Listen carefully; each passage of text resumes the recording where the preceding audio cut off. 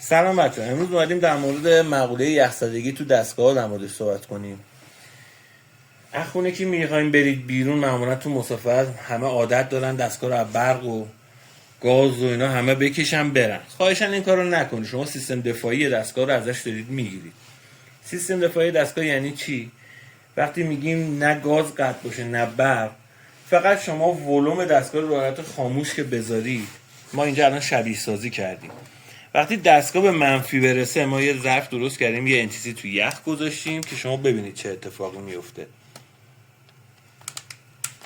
وقتی دستگاه منفی رو رد کنه، سنسورها تشخیص بدن که دستگاه داره میره تو حالت یخزدگی، سیستم دفاعی دستگاه شروع به کار میکنه و اتومات روشن میشه. ببین مثل کاری که الان اتفاق میفته.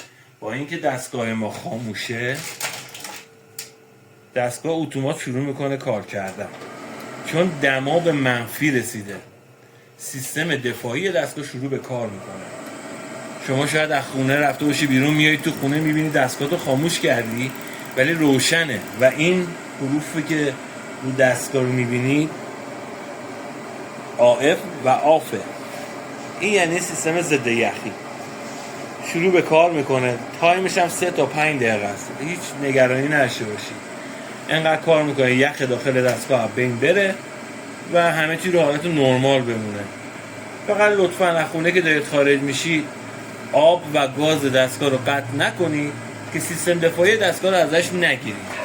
برق و گاز دستگاه رو قطع نکنید که سیستم دفاعی رو ازش نگیرید.